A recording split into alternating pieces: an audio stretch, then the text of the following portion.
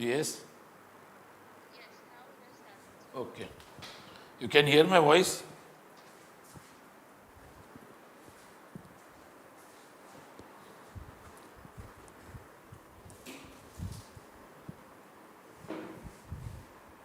Good morning, students. Welcome back to our last minute revision of Indian Evidence Act.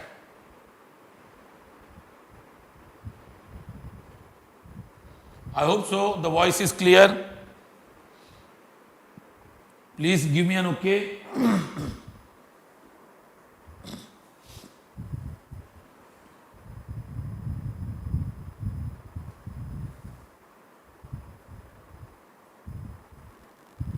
Is the voice clear?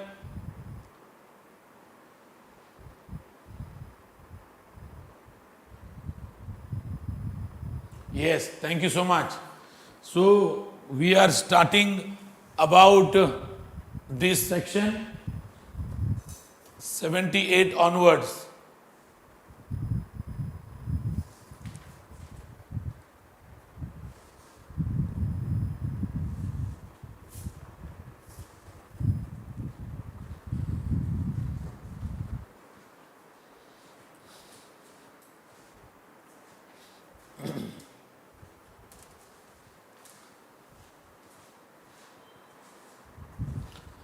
Presumption as to documents. From section 79 to 89. Okay? Presumption, section 79, presumption as to genuineness of certified copies.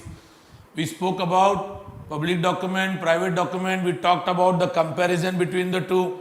Now we have come to the presumption part. Okay? The court shall presume to be genuine every document purporting to be a certificate, certified copy or other document which is by law declared to be admissible as evidence of any particular fact and which purports to be duly certified by any officer, central government or state government or by any officer in the state of Jammu Kashmir who is duly authorized thereto by the central government. So certified copies which we take from section 76 is presumed. Then section 80, presumption as to documents produced as record of evidence.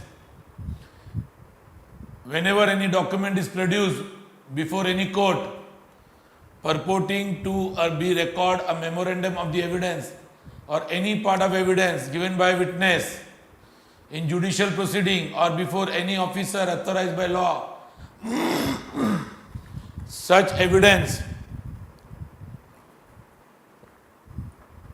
or to be a statement or confession by any prisoner or accused person taken in accordance with law purporting to be signed by any judge or magistrate or by any such officer as foresaid, the court shall presume that the document is genuine.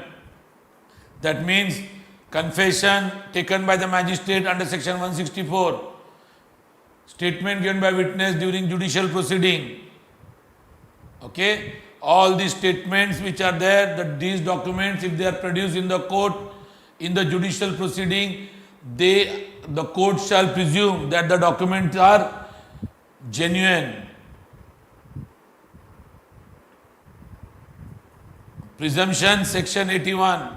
Presumption as to gazette, newspaper, private acts of parliament and other document.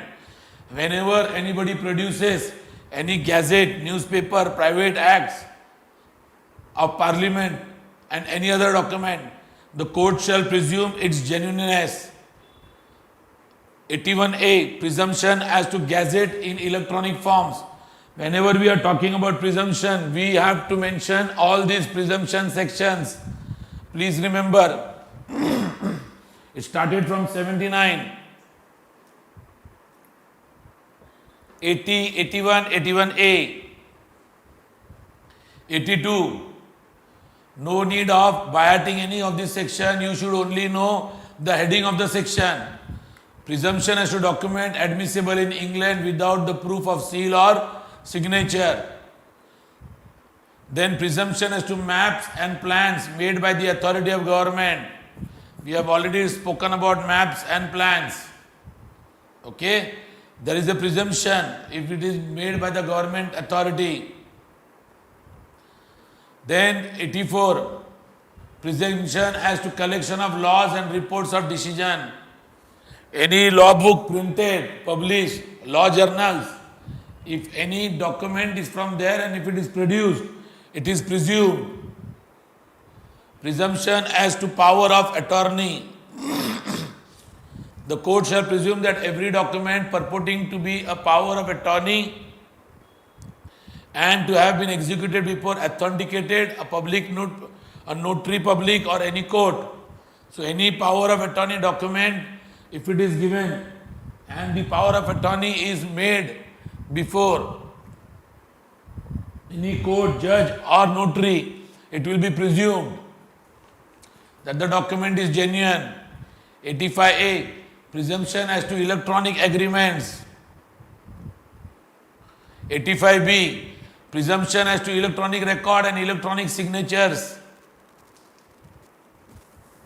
Then 85C, presumption as to electronic certificates, signature certificates. 89, presumption as to due execution of document not produced.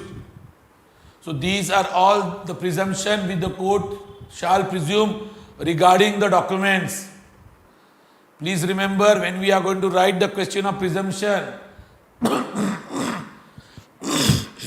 we have to mention presumption as per law, presumption as per fact and mixed presumption. Presumption as to documents. Now we are going to start section 86 to 90A. Presumption as to certified copies of foreign judicial record.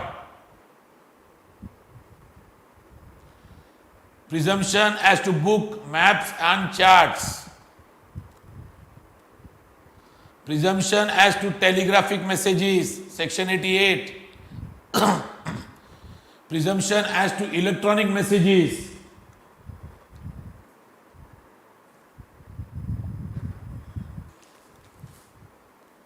Okay, section 90, this is important, please mark it out. Please mark this out. Section 90, you require to study this. Presumption as to document 30 years old.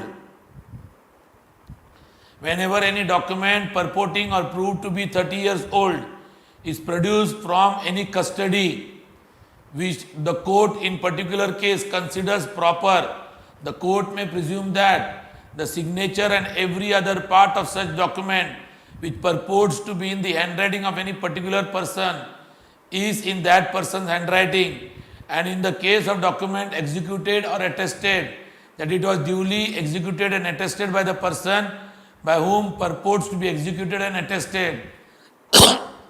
So if a document which is 30 years old, okay, and is produced from the custody, which the court in particular case considers that the court may presume that this document is a genuine document because it is 30 years old, it is already registered, the attestation which is there is already properly attested. There is no doubt on any handwriting or the signature of the concerned person made on the document. 90A, presumption as to electronic record, 5-year-old. 5-year-old electronic records are presumed by the court since it has a digital signature. Other section which should be read with presumption is section 113A, presumption as to abatement of suicide by a married woman. Section 114, court may presume existence of certain fact. 113A, please mark and keep. So whenever question of presumption comes, at least 5-6 sections you should remember. In that 90 section you should not forget to mention presumption as to 30 years of old of document, then abatement of suicide by a married woman in 113A, These two sections are very, very important. Please remember that. Now we will go to the next one. Evidence of terms of contract, grant and other disposition of property reduced to form of document.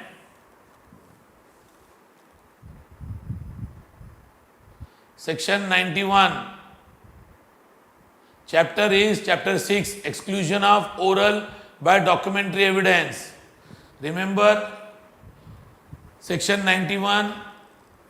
Before that, please write down somewhere best evidence rule, Section 60, 64 and 91. When the question will come regarding best evidence rule, you should know these three sections. Section 60, which we talked about the secondary evidence. 64 and 91. Sorry, oral evidence when we talked about, that is section 60, 64 and 91. Let's look at section 91 now.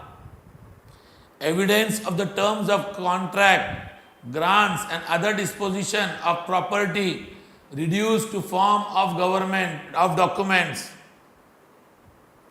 Evidence of terms of contract, grants and other disposition of property reduced to form of document. Let's look to section 91.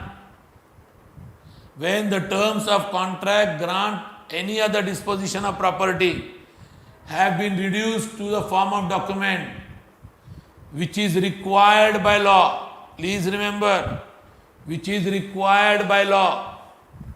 Okay? So, this registration is done by Registration Act 1908. And we have to read section 49C and section 17. So, under section 17, whichever documents are being mentioned, they need to be registered. In such cases, the document alone will be considered as proof.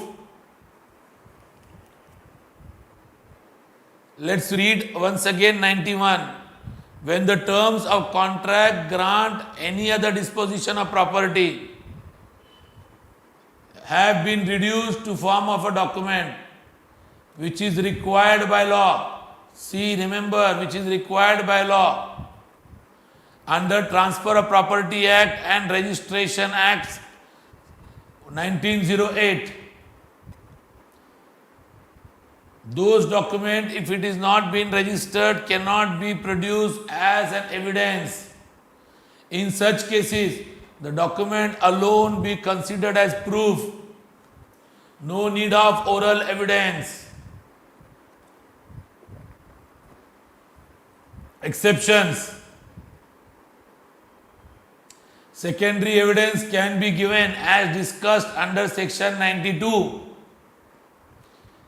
Public officer's appointment. The officer which has given this document or registered this document, the appointment of this need not be proved.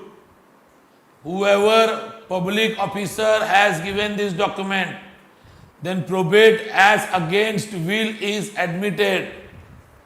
If there is a probate, okay, of the will done, then if this is admitted in the court, then the document alone will be considered as proof.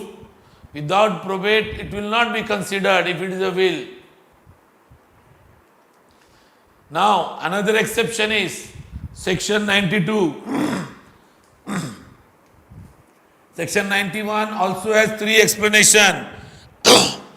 The explanation is, if more than one document it is, that means if there are more than one document, then it will apply to all the documents. If more than one original, then one original is sufficient to prove. As I told you, if you go for birth certificate, you can get 10 original copies. If you submit one original copy, that is sufficient. As I told you, if more than one document is there,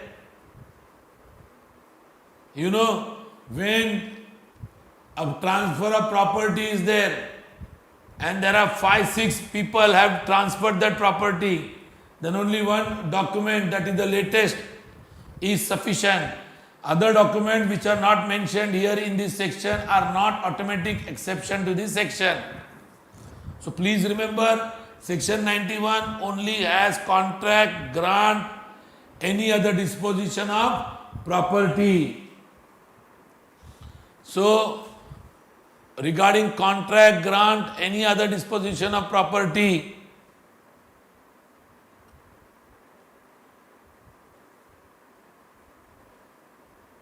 okay, secondary evidences can be given only regarding the contents which are there in the document. Please remember.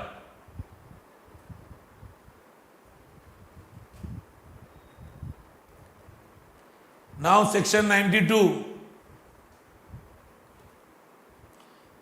Section 92 is same except there is any matter.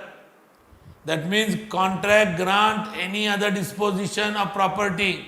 When the terms of any such contract have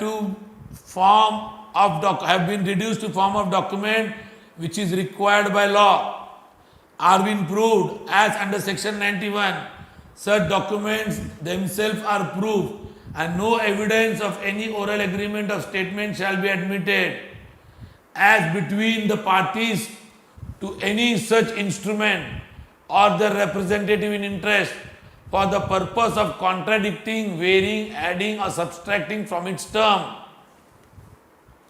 That means whatever terms and conditions are there, okay, any interest regarding their representative, purpose of contradicting, varying, adding or subtracting, no evidence of any oral agreement shall be admitted.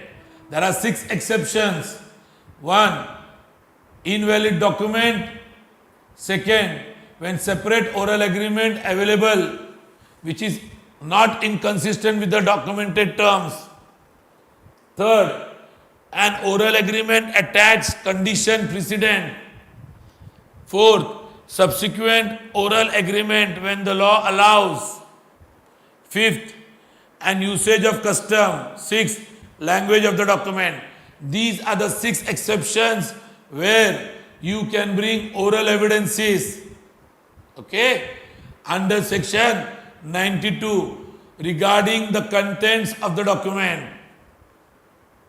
I hope so. Section 91 and 92 we have cleared. Section 91 and 92.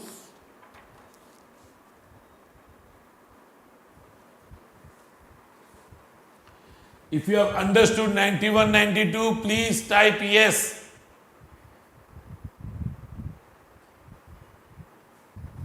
So that we can go to section 93.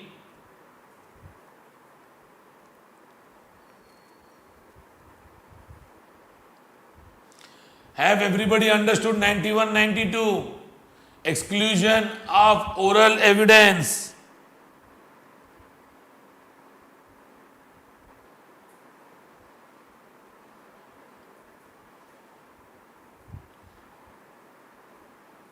Exclusion of oral evidence.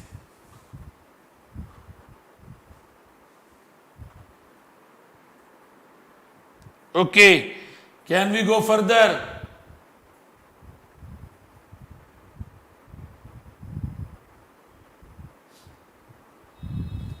Now, let's go to the documents. See, evidence, section 61 to 66. Primary and secondary, we have already studied this. Source, public and private, we have already studied this. Now comes the quality of document. Okay, one document is plain, which we discussed regarding 91 and 92, Another documents are ambiguous. Everybody should know the meaning of ambiguous document. Ambiguous document are the documents which are not clear, which have ambiguity. So ambiguity are of two types, patent and latent. Please remember this block diagram. This is regarding this chapter. We studied evidence under documentary evidence under section 61 to 66, primary and secondary. Then we spoke about the source from where it is derived, public and private, 74 and 78. Then we spoke about the presumptions of the documents. What document the court shall presume about the genuineness of the document. Then now we are coming to the quality. Either the document is plain, that means at the first reading we can understand. Second, quality of document, ambiguous. Ambiguous are a two type, patent and latent ambiguity. Okay, let's go to patent ambiguity. Illustration, give my car to A or B or C. This clearly shows that there is an ambiguity. The car should be delivered to whom? Either A or B or C.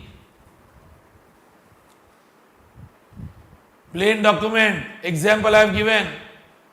Of A sold his flat 404 of landmark apartment to B. This is a clear-cut document. What is ambiguous document?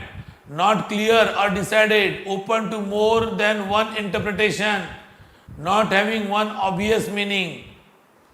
Patent ambiguity is an ambiguity in a legal document that is apparent on the face of the document and arises from inconsistent or uncertain language. Latent ambiguity and uncertainty which does not appear on the face of legal instrument but which arises from consideration of extrinsic facts or evidence. Latent ambiguity means something which is hidden, underlying or concealed. Example, give my car to my grandson A. Language is very clear, but later it is found that he has more than one grandson with the same name. Latent ambiguity, section 95 to 98. Patent ambiguity, section 93 to 94. This is the difference, patent ambiguity, latent ambiguity. Please remember, patent ambiguity, latent ambiguity is a question which is likely to be expected in this exam.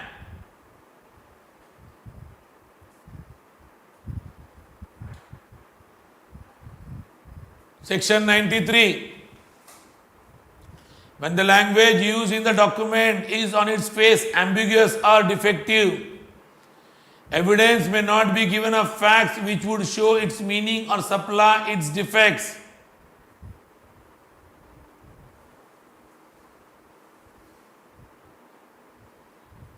Example, A agrees in writing to sell a horse to B for ₹1,000 or ₹1,500. Now, evidence cannot be given to show which price was to be given.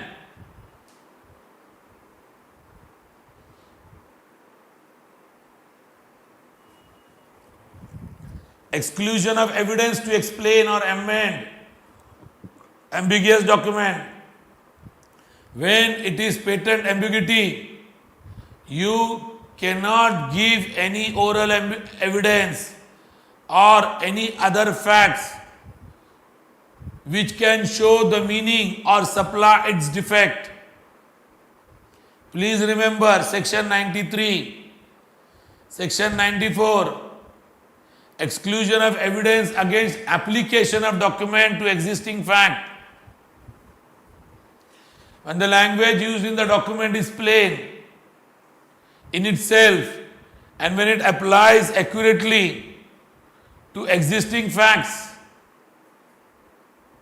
evidence may not be given to show that it was not meant to apply to such facts. Please see what section 94 is saying. When the language used in the document is plain and it applies accurately to the existing fact, you cannot give an evidence to show that this was not applied to such facts. Illustration: A sells to B by deed my estate at Rampur containing 100 bighas. A has an estate at Rampur containing 100 bighas. Evidence may not be given of the fact that the estate meant to be sold, which was once situated at different place and of different size.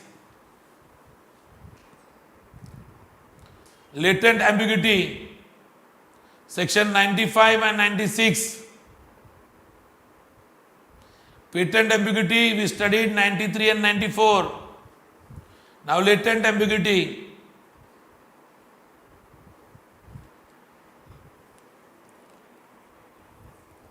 (95) When language used in the document is plain itself but is unmeaning in reference to the existing fact, evidence may be given to show that it was used in a peculiar sense.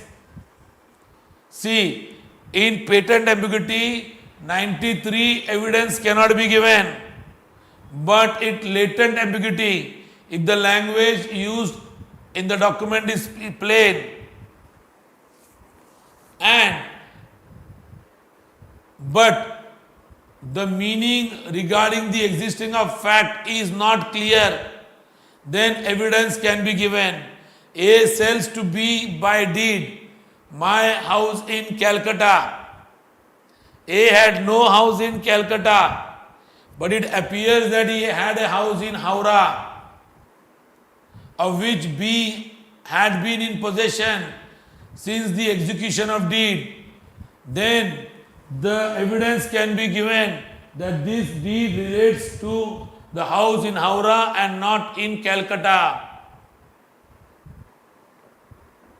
Section 95, I hope so everybody has understood.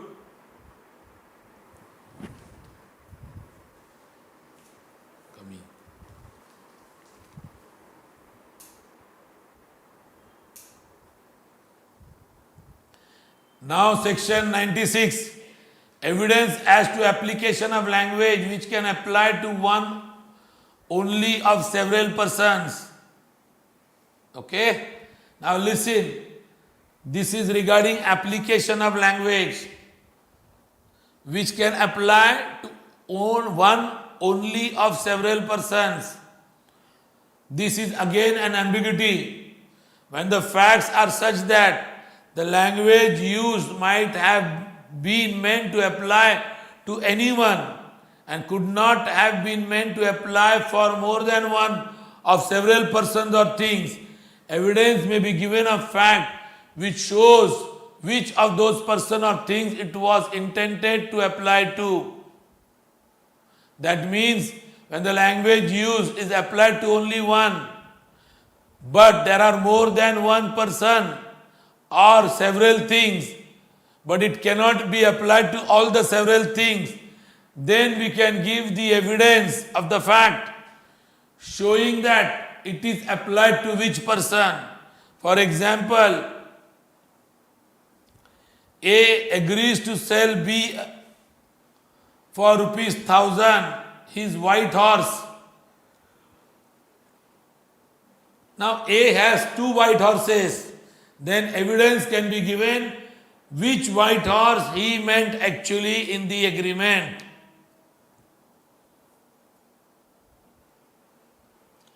Now we will go to another section 97 and 98 regarding latent ambiguity. I hope so everybody is able to understand patent ambiguity and latent ambiguity. Section 97.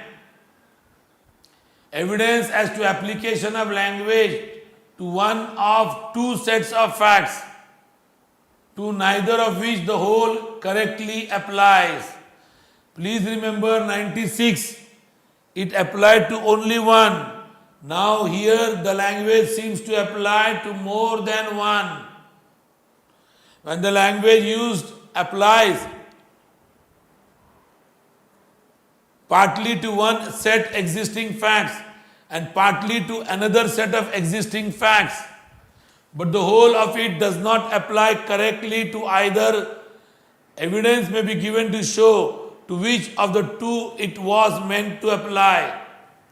That means when the language used is applied and it is partly to one existing set of facts and partly to the another existing set of facts, but the whole doesn't apply to both. So evidence can be given to which of the two it was meant to apply.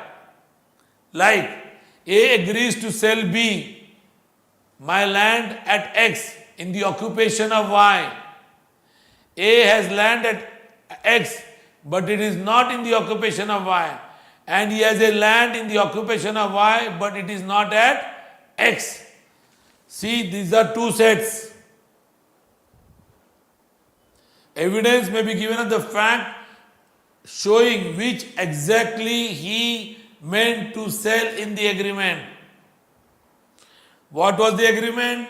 A is selling a land to B, which is at X, and it is in the occupation of Y, mentioned in the agreement. But now there is no land of A at X, which is in the occupation of Y, but he has a land in the occupation of Y, but it is not at X. Then evidence can be given about which land A was talking about in the agreement. 98. If in the evidence, if in the agreement there are illegible characters,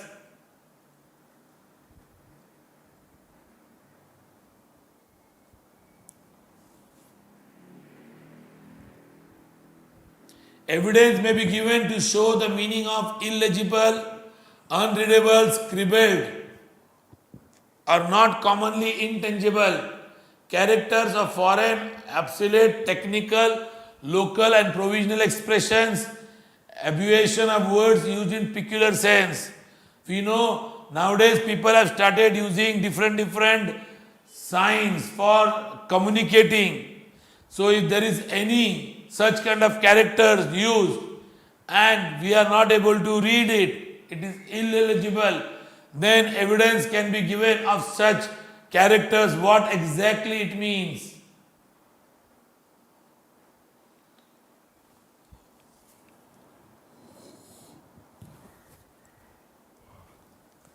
Section 99. Everybody understood latent ambiguity and patent ambiguity? Please say yes on the WhatsApp group. Patent ambiguity and latent ambiguity.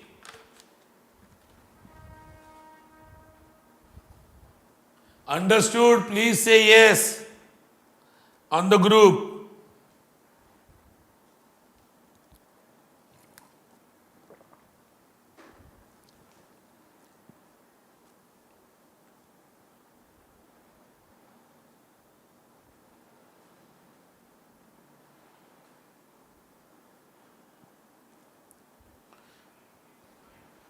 Virshri, have you understood? Okay. Let's go to who may give evidence of agreement varying terms of documents. Section 99.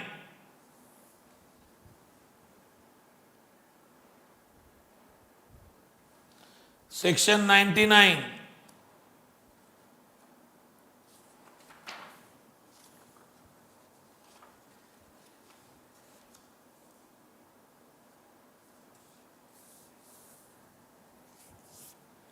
A person who are not the parties to a document or the representative in interest may give evidence of any fact tending to show a conterminous agreement varying the terms of the agreement.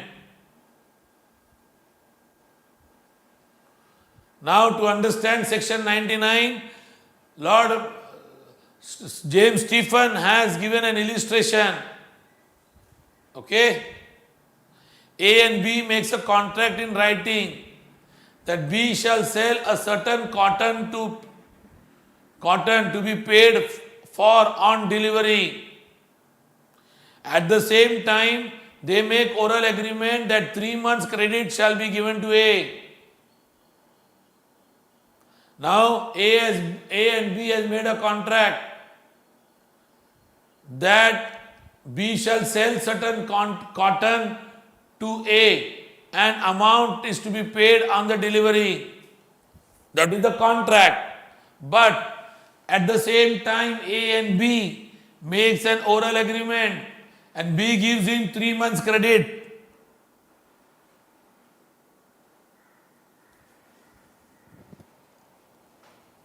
Now there is an ambiguity. Who can give an evidence regarding this? The party which is not in the agreement, that is C, can give an agreement, can give an evidence. And it can give an evidence also if it affects his interest. So 99 is clear. Let's go to 100. Saving of provisions of Indian Succession Act relating to wills. This is not important. We will go to now chapter number 7, burden of proof. Burden of proof.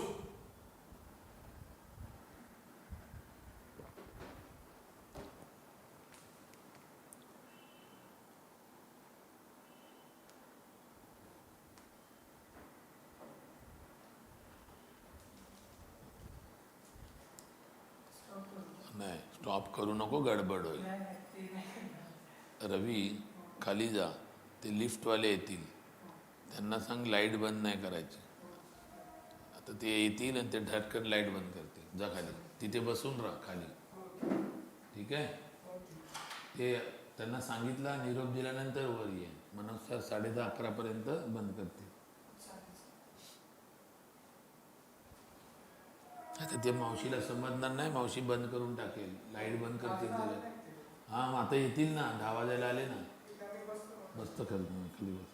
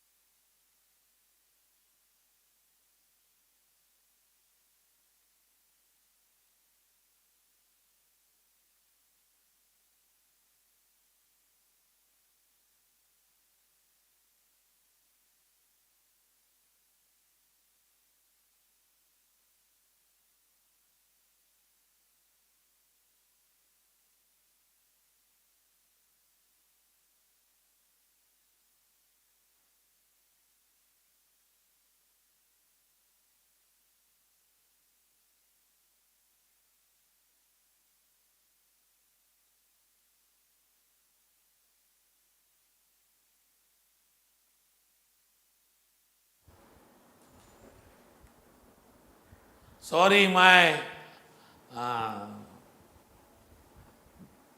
mic was mute. I am extremely sorry. We have started a burden of proof, section 101. I will repeat. Section 101. I am extremely sorry. I kept my mic mute and I started talking. 101. 101 is very simple. Whoever desires a judgment in his favor from a court on his legal right or liability, or wants to prove an existence of the fact, it will depend upon him and his ability to prove the existence of the fact which he proclaims, and the burden of proof will lie on him for the existence of that fact. Means what? Anybody who wants a judgment from the court regarding his own right and liability, or if he wants to prove any existence of the fact, it is the burden on that person to prove that existence of the fact. 102. The onus. Now the proceeding has started. Remember, in civil matter, okay, the burden of proof lies on the plaintiff as per section 101. In the criminal matter, the burden of proof lies on the public prosecutor as per 101. But 102, the onus of proof is shifted now. Okay?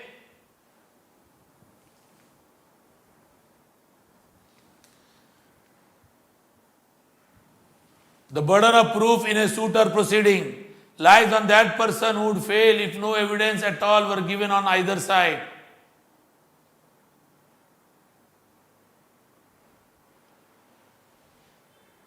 That means if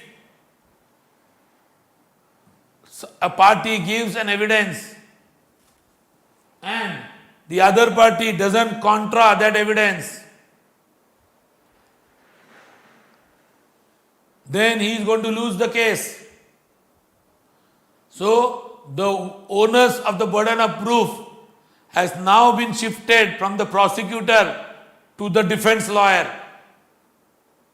And in the civil case, it will shift from plaintiff to respondent.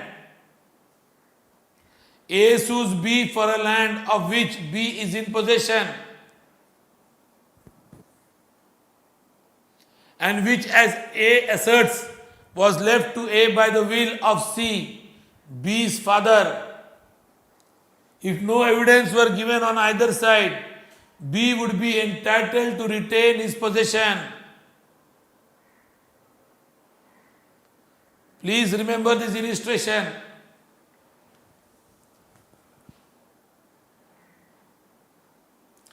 A sues B for a land. B has the possession of land. A says that B's father C has transferred that land to A by the will. If both the side doesn't give any evidence, then B would retain that land in his possession.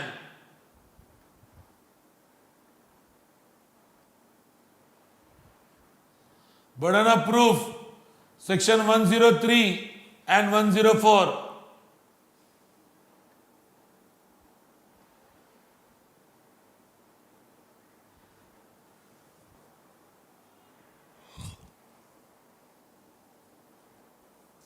Okay, 103.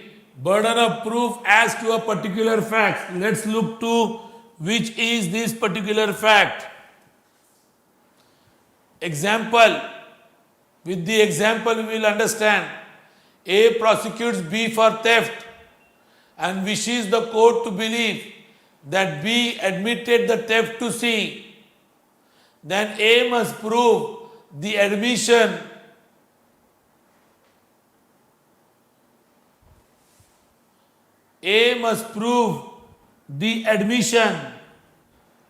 as B wishes the court to believe that at the time in question he was somewhere else. He must prove it. So if a person wishes the court to believe about any existence of a particular fact, such person has a burden of proof. Example given, A prosecutes B for theft and wishes the court to believe that B has admitted the theft to C. Then the burden of proof lies on A.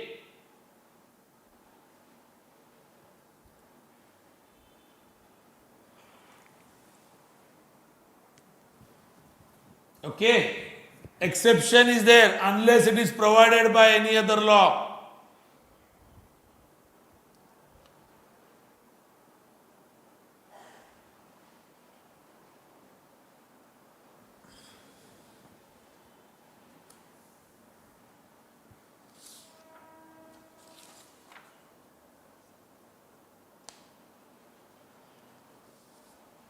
Now, burden of proving the fact to be proved to make evidence admissible. Section 104. If one fact lies upon another fact, the person who is claiming such fact shall prove the first fact before giving the evidence of the second one. Illustration.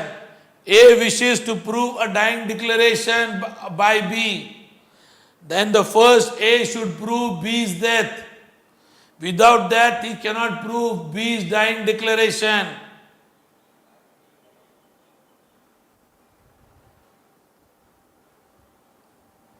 Now 105. Burden of proof when general exceptions are taken. Everybody knows general exceptions, chapter 4 of Indian Penal Code. Section 105.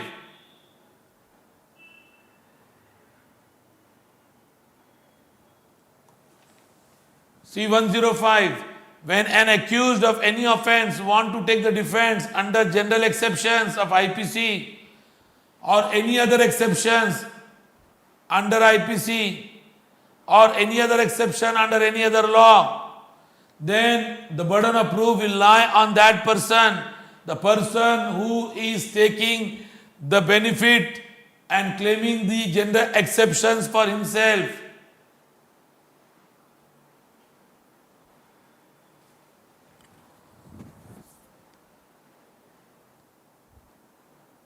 These are the general exceptions.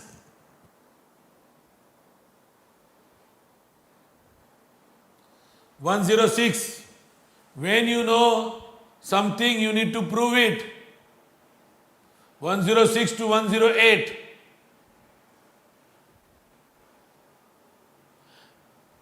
When any fact is especially within the knowledge of any person, the burden of proof will lie on that person who has the knowledge of that fact. 107. Burden of proof proving death of a person known to have been alive within 30 years. Section 107.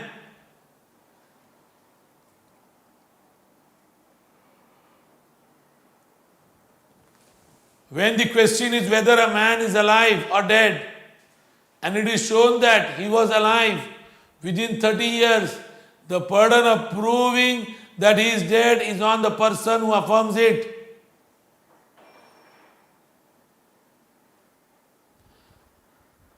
What? Under section 107, what is the question? When the question is whether man is alive or dead, and if it was seen alive in the past 30 years, then the burden of proof will lie on that person who says he is dead. Section 108. Burden of proof to show that a person is alive who has not been heard for last 7 years. If a person is not heard for last 7 years and somebody says that this person is alive, then the burden of proof lies on that person who says he is alive.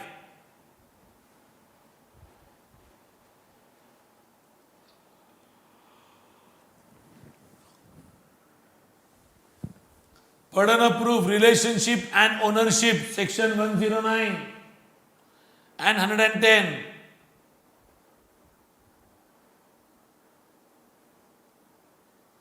Now, when there is a question of relationship between the persons, like between the partners, relationship between the partners, landlord and tenant, principal and agent, and it is already been shown that they have such relationship, and if someone affirms, upholds or confirms that such relationship does not exist or cease to exist, then the burden of proof will lie on him to prove that the relationship does not exist.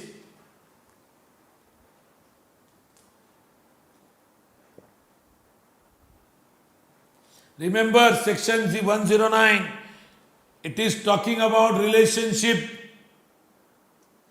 If there is a question regarding relationship between the persons like the partners, landlord and tenants, principal and agent, and there is a clear-cut agreement which shows their relationship, and if someone comes and says that this relationship does not exist or is being ceased, then the burden of proof will lie on that person who says that the relationship does not exist or has been ceased.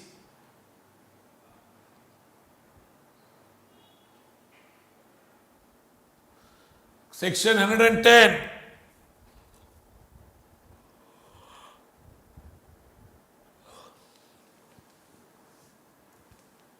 If there is a question in the court whether any person is the owner of anything or has a possession, and the one who has the possession is basically considered as the owner of such thing, and if someone affirms that he is not the owner, the burden of proof lies on him. Means if someone has a possession of a flat and the court will assume that the person who has the possession of the flat is the owner, unless and until someone comes and contrasts it and shows his ownership. So the person who contrasts the presumption of the court has the burden of proof to prove it, that the person who has the possession is not the owner. Good faith, section 111 and 11A.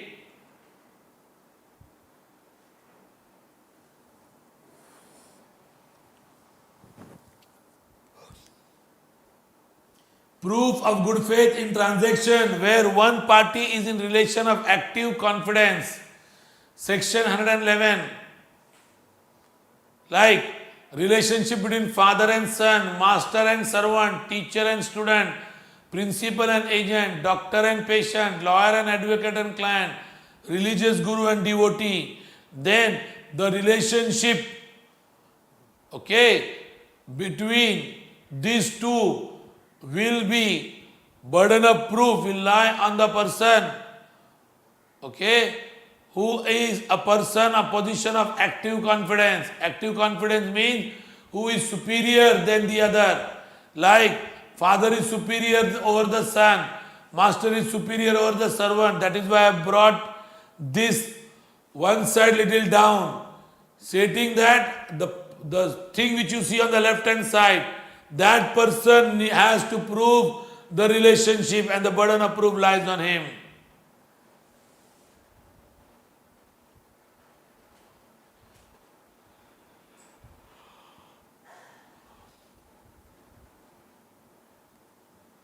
Now, section 111A. When a person is accused of having committed any offense specified in subsection 2, what are the offense mentioned in subsection 2? Section 121, 120A, 1A, these are all offense related to the state.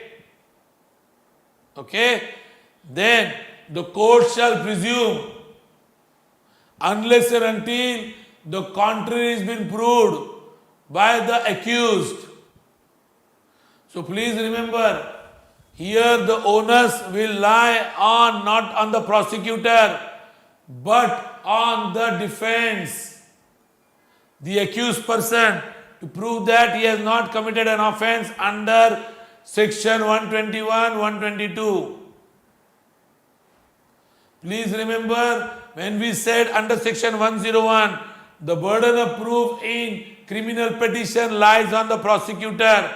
But if the prosecution case is regarding section 121 or 122, then the burden of proof will lie on the accused and not on the prosecutor. Section 112, regarding the child, burden of proof, this child belongs to whom?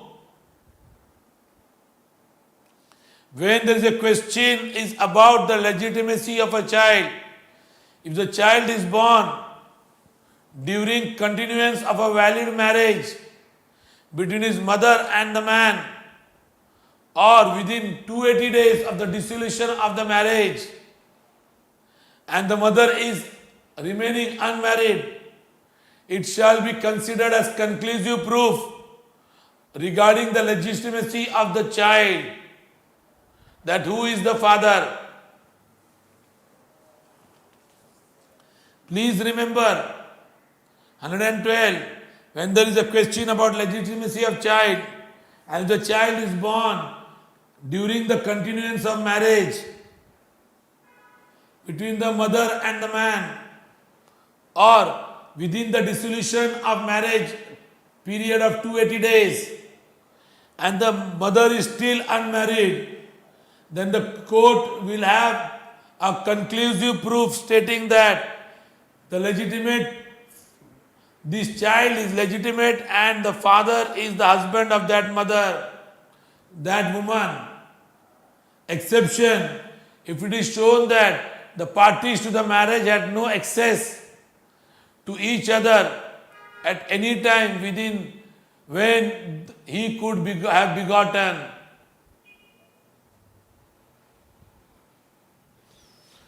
Section 113, very important, please underline and keep. Presumption as to suicide and dowry death. We will overlook 113, we go to 113A. When a woman commits suicide within the 7 years of her marriage, the question is whether she was being abetted by her husband or by his relatives. The court may presume,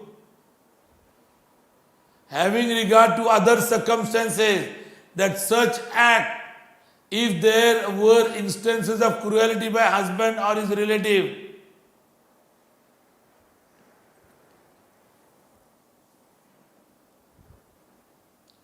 presumption as to abatement of suicide within 7 years of marriage, if the woman commits a suicide, then there is a question before the court whether the husband or his relative has abated her suicide. Then the court shall presume that there was abatement, and so the burden of proof will lie upon her husband and relative to prove it contrary.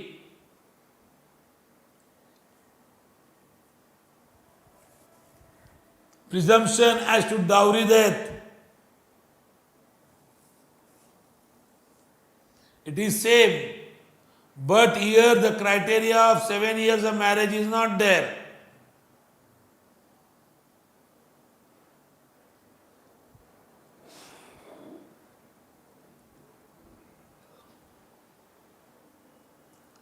Court may presume existence of certain facts, section 114. The court may presume the existence of any fact which court thinks that the same is likely to have happened, because it would have happened normally in the normal course of natural events, human conduct, public and private business.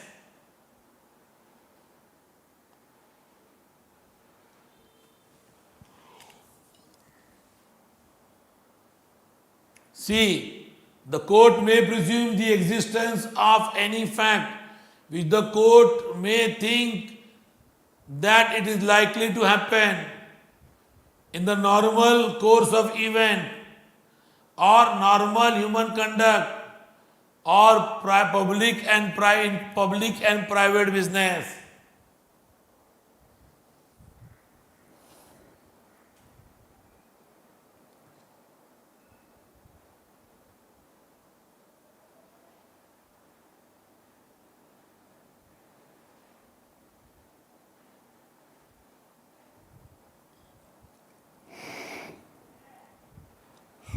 (114a).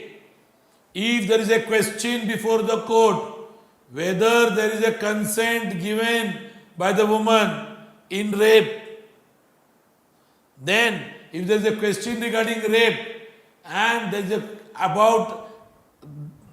if there is a question regarding the consent given by the victim, then the court shall presume that the victim has not given the consent unless and until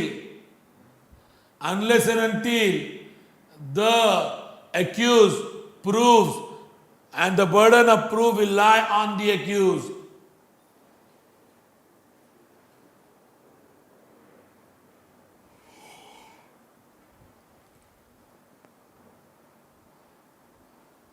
Chalo, we are going to go to the next chapter now, Estoppel, section 115.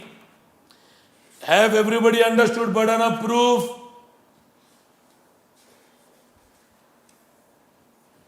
If you have understood burden of proof, please type yes.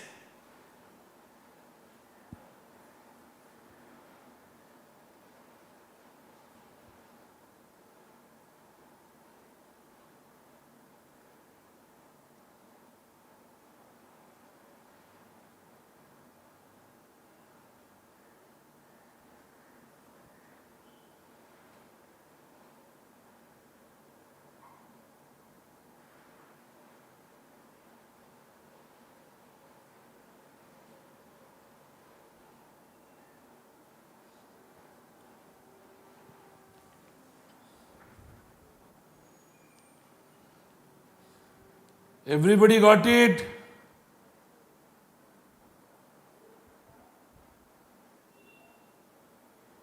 Chalo. Let's go to Estoppel.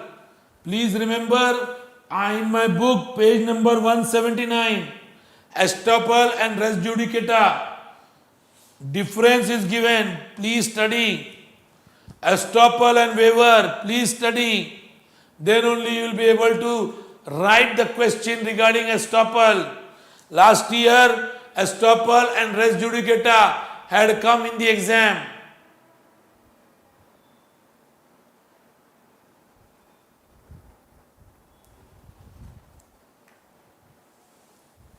Estoppel, section 115.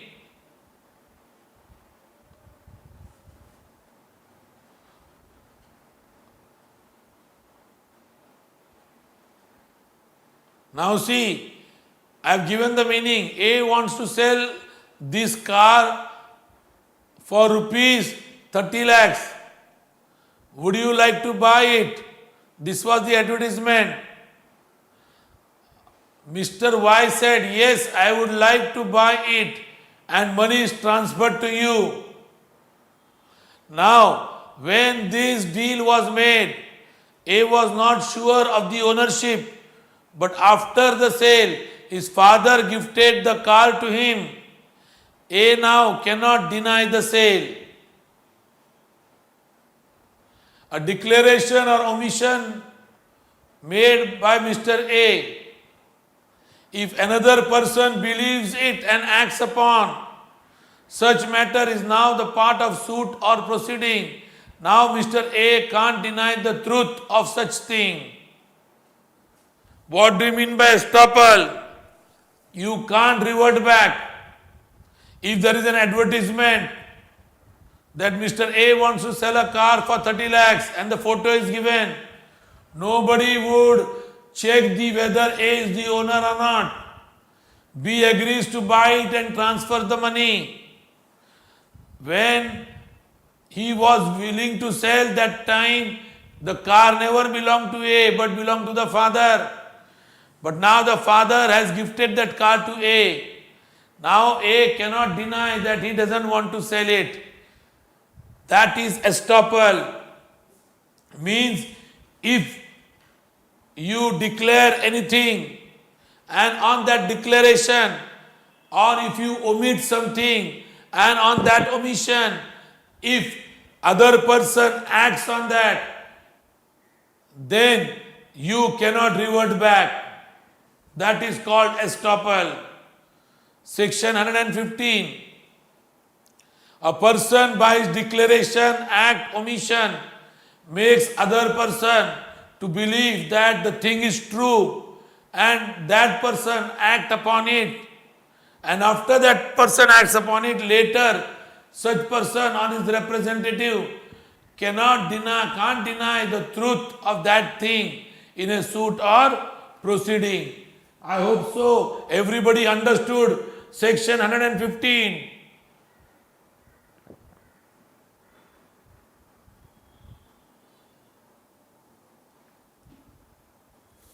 Everybody got section 115. What is estoppel? A person by his declaration, act or omission, makes another person to believe that whatever he is saying is true, and that person acts on that. Later, the person who has declared, such person or his representative can't deny the truth of that thing in the suit or proceeding. Types of estoppel I have given on the left hand side. Estoppel by record, deed. Estoppel by admission. Estoppel by conduct. Constructive evidence. Estoppel not on point of law. These are 10 different types of estoppel. Please write it down in the exam when the question comes of estoppel.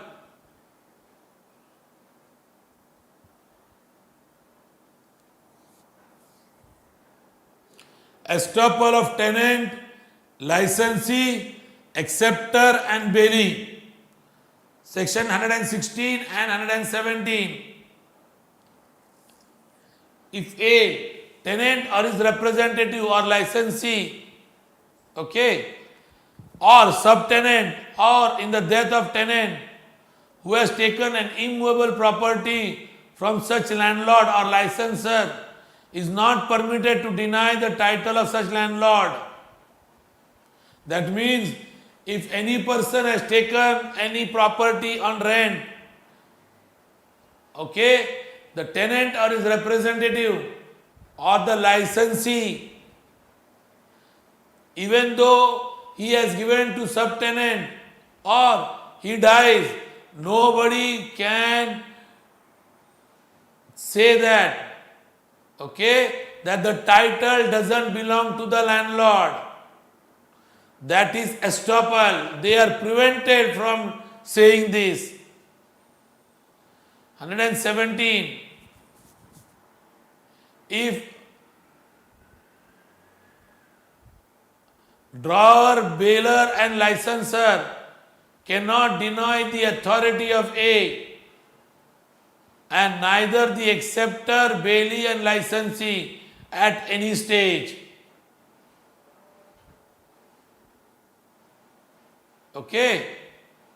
So I hope so. Section 115 to 117, everybody has understood estoppel.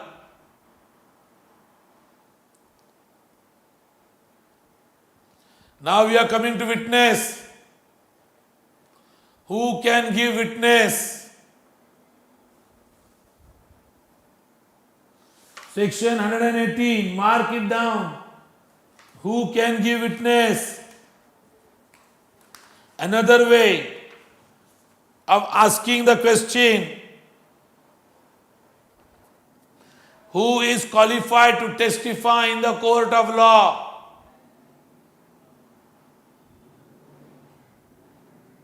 Let's remember section 118. All can testify unless the court considers that such person has issue related to communication, age and health. In communication, he cannot understand the question, can't give rational answers. In age, he is too young or too old.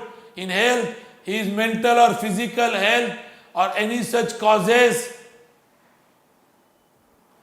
Explanation, lunatic during lunacy is not competent. Lunatic during break is competent. Basically, ability to understand the question and to give rational answers is the criteria. 119. Dumb witness. I told you, dumb witness, a witness who can't speak, can write down or by sign language in the open court can give witness, and this evidence which he gives is the oral evidence. 120. Husband and wife.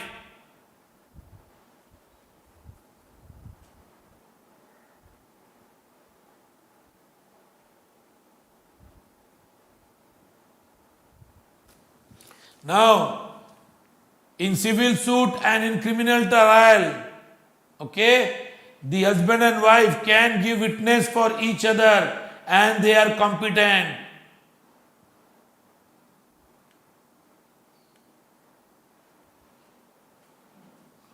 Privilege communication, section 121 to 124. A judge and magistrate. Judges and magistrate, section 121. A judge or magistrate cannot be compelled to answer any question related to his own conduct in the court as a judge or magistrate. Anything which came to his knowledge in the court as such judge or magistrate. So judge and magistrate cannot be compelled to be a witness regarding any question related to his own conduct in his own court. Exceptions are there. The above can be compelled with special orders of the superior court, or while he is examining, if anything happened in front of him in his court, then he can perform the role of eyewitness. I hope so everybody understood 121.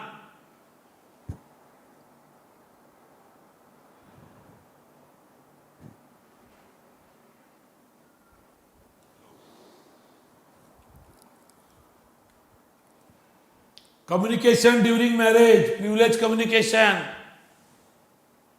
A husband or a wife cannot be compelled nor be permitted to disclose communication which happened between them when they are or were in relationship without the consent of their spouse or his or her representative in interest.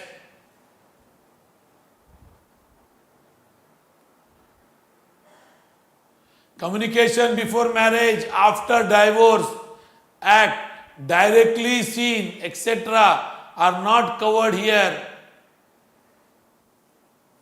When the suit or proceeding is between two of them, then this section privilege is not there.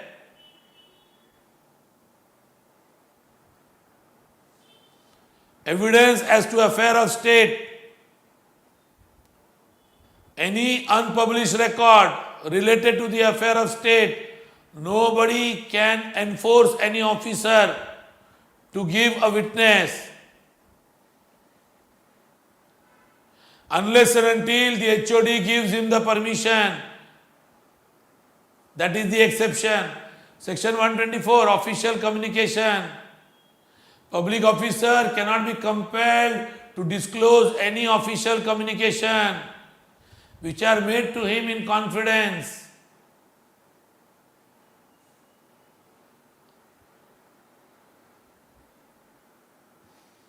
Privileged communications or compatibility of witnesses, 125 to 129.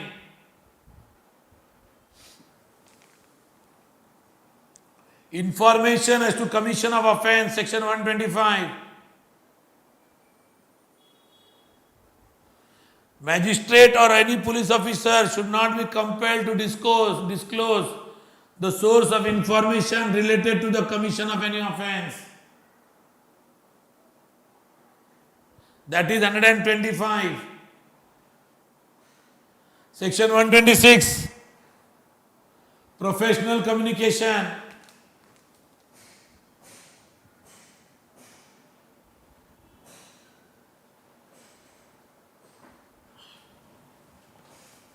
A barrister, attorney, pleader or vakil should not be permitted to disclose any communication, contents or documents, condition of documents which were disclosed to him by his client or someone from client's behalf during the course of such professional employment, for the purpose of such professional employment at any time.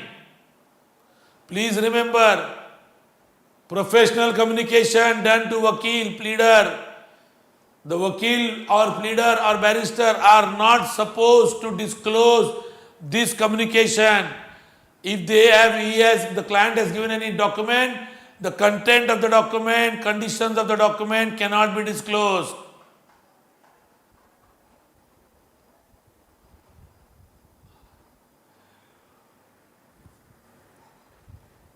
Exception: if any such communication made in furtherance of illegal purpose, then it can be disclosed. If any crime or fraud has been committed since the commencement of the employment, then the barrister, attorney or pleader or vakil can disclose the communication.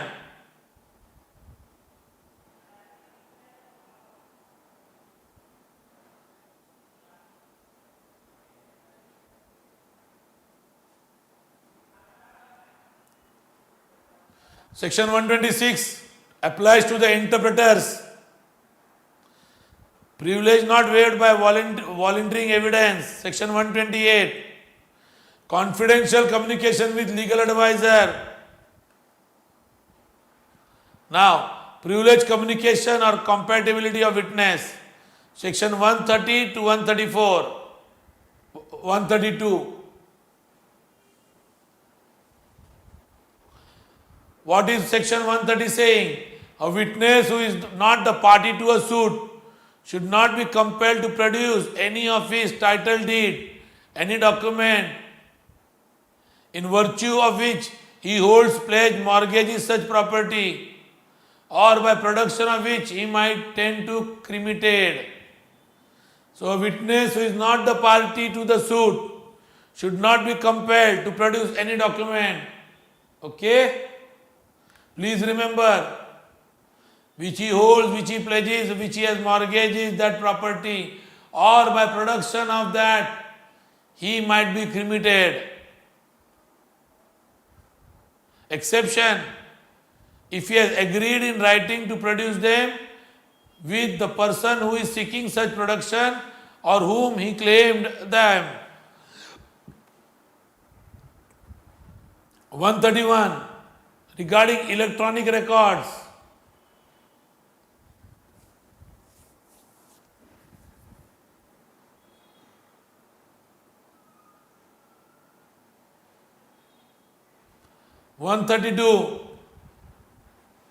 This section is very, very important. Underline and keep.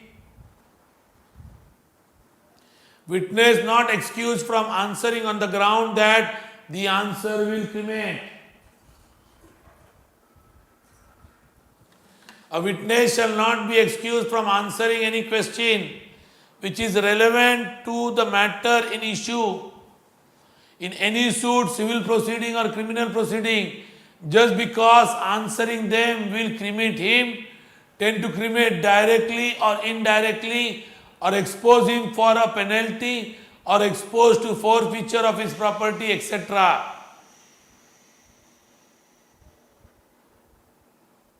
Please remember,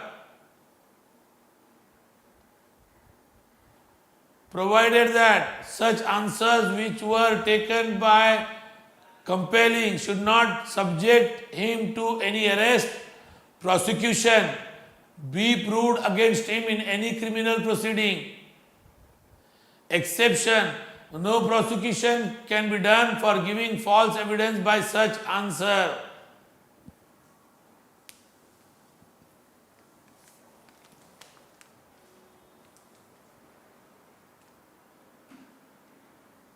Remember, a witness is not excused from answering on the ground that the answer will criminate.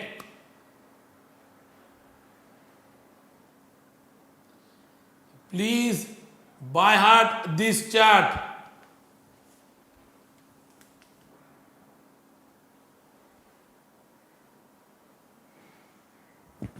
Let's go to accomplice, approver and co-accused. Now, who is an accomplice? A person who helps another commit a crime. An accomplice is the one who is guilty of complicity in crime charged either by being present and aiding or abetting in it.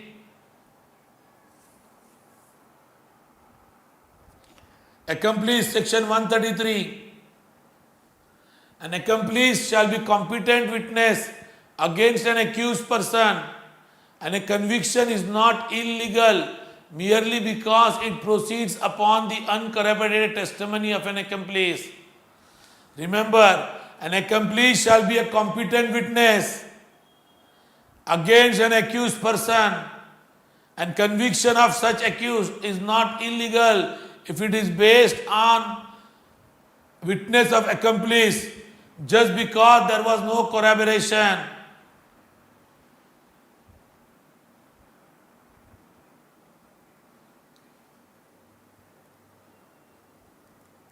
Accomplice, when the question comes of section 113, please also mention section 114, illustration B. The court may presume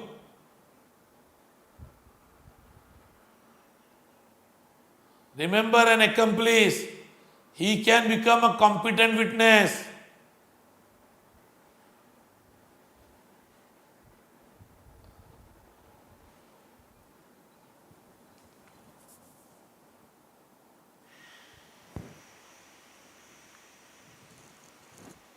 These are the categories of accomplice. Everything this you should know when you are going to write about accomplice.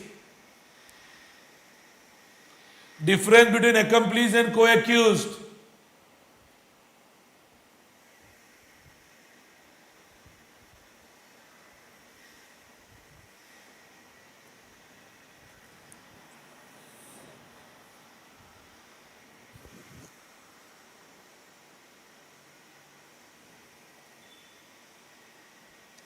Number of witness, how many witnesses? Section 134.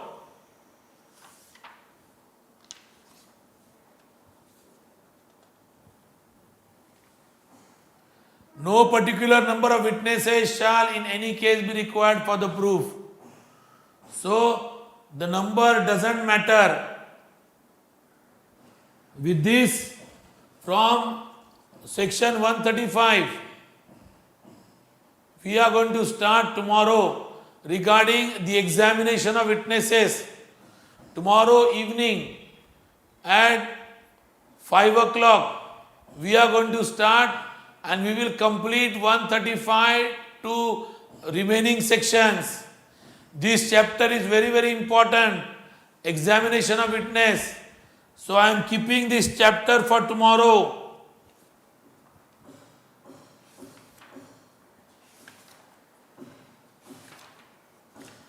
I hope so everybody has understood the revision portion.